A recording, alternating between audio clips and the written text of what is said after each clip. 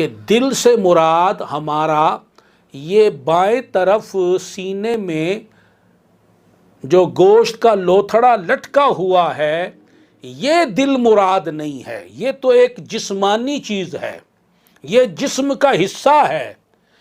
یہ موت جب آتی ہے تو اسے بھی آتی ہے، یہ جسم کا حصہ ہے۔ ہماری مراد اس دل سے ہے جس کا تعلق اللہ تعالیٰ نے اس کے ساتھ قائم کیا ہوا ہے، اور اسے قلب ربانی کہا جاتا ہے، قلب روحانی کہا جاتا ہے، قلب نورانی کہا جاتا ہے۔ تو ہم اپنے بیان میں جہاں بھی دل کی بات کریں گے اس سے یہ گوشت کا لوتھڑا مراد نہیں ہے، بلکہ قلب ربانی مراد ہے، قلب نورانی مراد ہے، قلب روحانی مراد ہے۔ اگر یہ قلب ربانی جو ہے، قلب روحانی جو ہے یہ مر گیا تو بتائیے ہمیں فائدہ ہوگا یا نقصان؟ ہم مر جائیں گے۔ یاد رکھے، حقیقی موت جسم کا مرنا نہیں ہے، حقیقی موت دل کا مرنا ہے۔ جس کا دل مر گیا وہ حقیقی طور پر مر گیا۔ اسی لیے تو جب ذاکر کو ذکر دیتے ہیں تو اس کی نیت یہ بتائی جاتی ہے، الہی انت مقصودی، اے اللہ اس ذکر سے، اس عبادت سے میرا مقصود تو ہے، ورضا کا مطلوبی، اور میں صرف تیری رضا کا طالب ہوں۔ تو جو بندہ ایسا بن جائے وہی اللہ کا سچا اور مخلص اور کامل بندہ ہے۔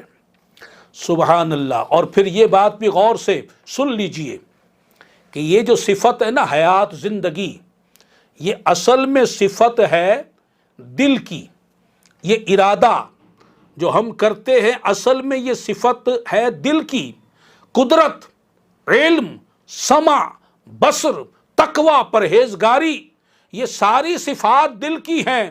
اللہ تبارک و تعالی جب خطاب کرتا ہے یا ایھا الذین آمنو، اے ایمان والو، وہ خطاب ہمارے جسموں سے نہیں ہو رہا، وہ ہمارے دلوں سے ہو رہا ہے۔ یہ جو مومن ہے وہ دل ہوتا ہے، کافر جو ہے وہ بھی دل ہوتا ہے، فاسق جو ہے وہ بھی دل ہوتا ہے، متقی جو ہے وہ بھی دل ہوتا ہے۔ تو یہ سارا معاملہ دل ہی کا ہے، جس کی طرف ہمارا دھیان نہیں۔ تو اللہ تعالیٰ کی طرف سے خطاب جو ہوتا ہے وہ دل کو ہوتا ہے، جزا و سزا جو دیتا ہے اللہ تعالیٰ دل کے لیے ہے، عتاب و رحمت جو اس کی طرف سے آتی ہے وہ دل کے لیے آتی ہے۔ اب ذرا غور فرمائیے، اللہ تبارک و تعالیٰ نے کافروں کے لیے ارشاد فرمایا، صم بکم عمی فہم لا یعقلون، سورہ بقرہ میں فرمایا کافروں کو کہ یہ بہرے ہیں، گونگے، اندھے، انہیں کچھ سمجھ نہیں، کچھ عقل نہیں۔ اللہ تعالیٰ فرما رہا ہے یہ بہرے ہیں، گونگے ہیں، اندھے ہیں، بے عقل ہیں۔ اب بظاہر ہم دیکھ رہے ہیں ان کے کان ہیں، وہ اس کان سے سن رہے ہیں، ان کی آنکھیں ہیں، ان آنکھوں سے دیکھ رہے ہیں، وہ زبان والے بھی ہیں، بولتے بھی ہیں، ان کا دماغ بھی چل رہا ہے۔ لیکن اللہ کا قرآن ارشاد فرما رہا ہے صم بکم عمی فہم لا یعقلون، کہ وہ تو بہرے ہیں، گونگے ہیں، اندھے ہیں، بے عقل ہیں۔ وہ کس کو کہا جا رہا ہے؟ وہ ان کے جسموں کو نہیں کہا جا رہا۔ ارے جسم کی آنکھ تو دیکھ رہی ہے، جسم کے کان تو سن رہے ہیں، جسم کی زبان تو چل رہی ہے، جسم کا دماغ تو کام کر رہا ہے۔ اللہ تبارک و تعالی کی طرف سے جو خطاب ہو رہا ہے وہ جسم کو نہیں ہو رہا، وہ دلوں کو ہوتا ہے۔ تو کافروں کے دلوں کی طرف اللہ تعالیٰ فرما رہا ہے کہ جو ان کے دل ہیں وہ بہرے ہیں، گونگے ہیں، وہ اندھے ہیں، وہ بے عقل ہیں، وہ حق بات سننے سے بہرے ہیں، حق بات بولنے سے گونگے ہیں، حق بات دیکھنے سے اندھے ہیں، حق بات سمجھنے سے بے عقل و ناسمجھ ہیں۔ پھر فرمایا ختم اللہ علی قلوبہم وعلی سمعہم، اللہ تعالیٰ نے ان کے دلوں پر اور ان کے کانوں پر مہر کر دی ہے۔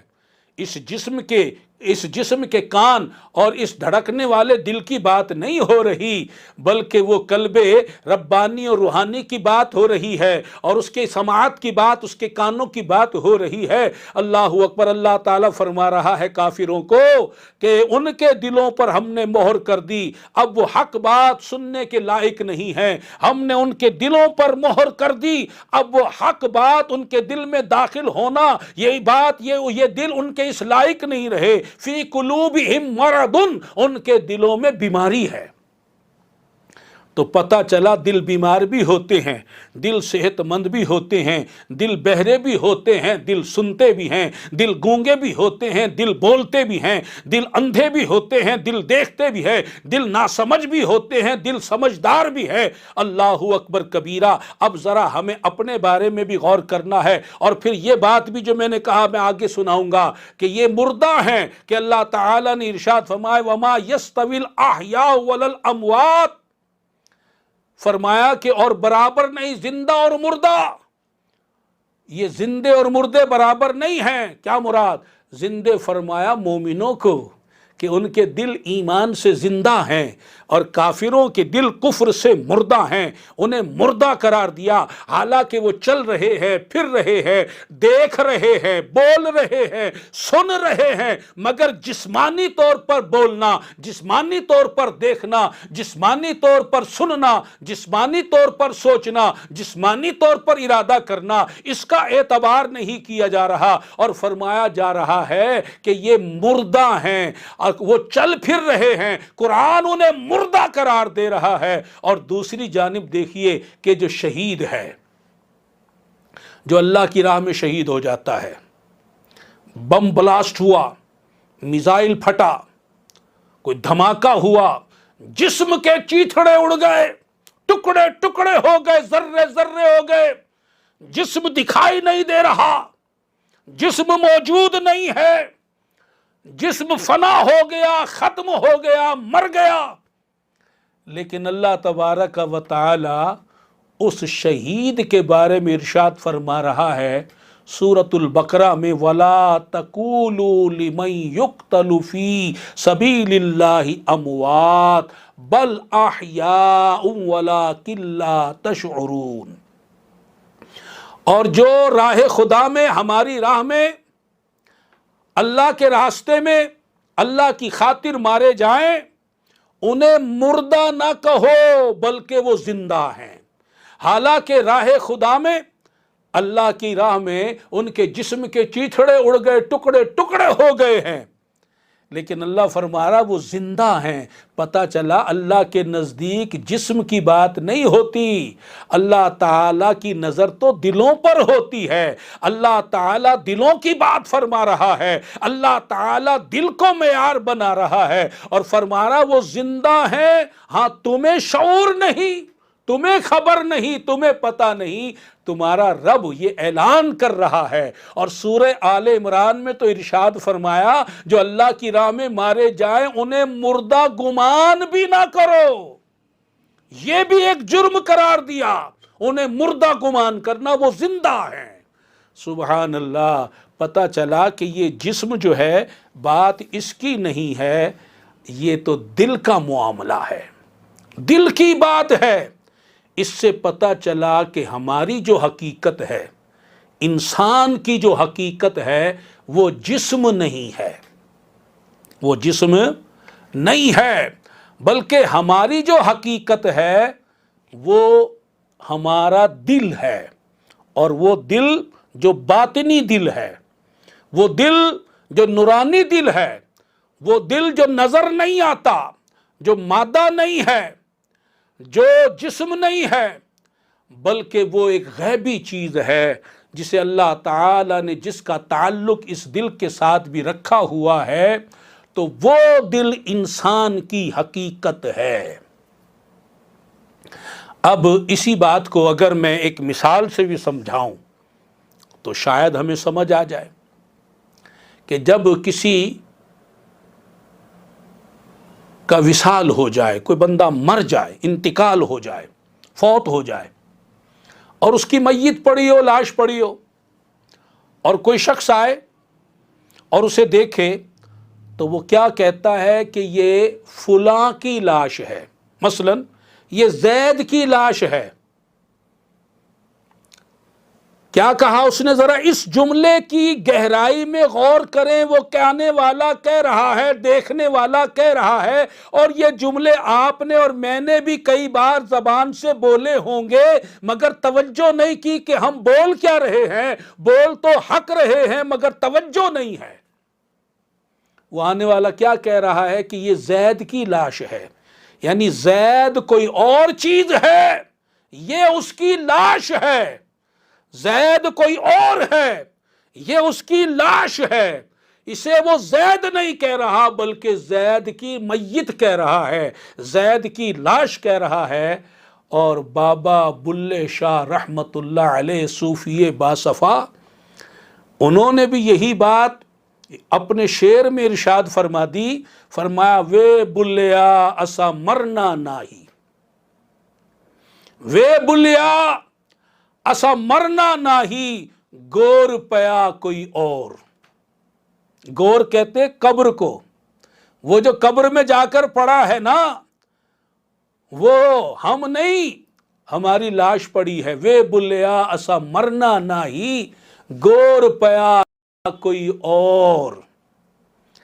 ہم تو انتقال کرتے ہیں، پہلے ہم عالم ارواح میں تھے، وہاں سے منتقل ہوئے، آدم علیہ السلام کے ہم جسم میں صلب میں آئے، پھر وہاں سے کتنے ہم نے انتقال کیے۔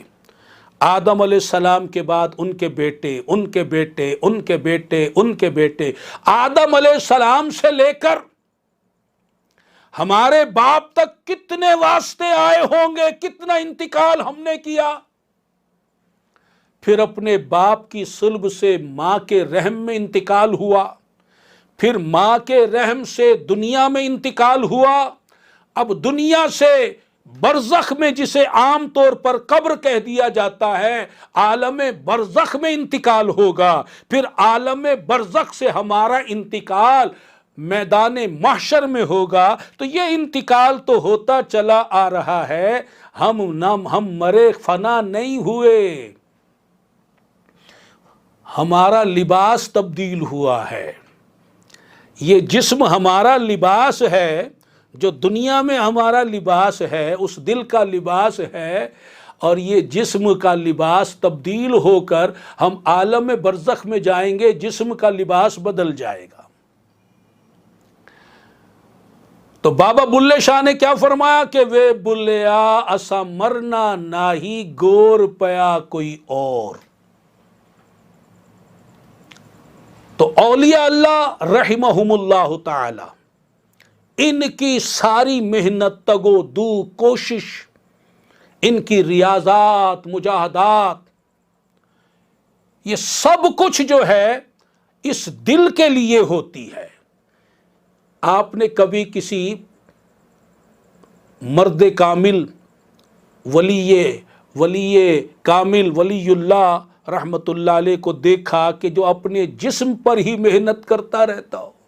ان کی محنت، ان کی کاوش جسم کی طرف نہیں۔ صحابہ کرام علیہم رضوان کو دیکھ لیں، تابعین کو دیکھ لیں، تبا تابعین کو دیکھ لیں، ائمہ اہل بیت کو دیکھ لیں، اہل بیت اعظام کو دیکھ لیں، بزرگان دین کو دیکھ لیں، اولیاء کرام کو دیکھ لیں، صوفیاء کرام کو دیکھ لیں، مومنین صادقین کو دیکھ لیں، علماء صادقین کو دیکھ لیں کہ وہ ضرورتاً جسم کے تقاضے اور ضرورت پوری کرتے ہیں، باقی وہ اپنی ساری محنت، ساری کوشش، اپنا سب کچھ جو ہے وہ دل کی پاکیزگی پر صرف کرتے ہیں۔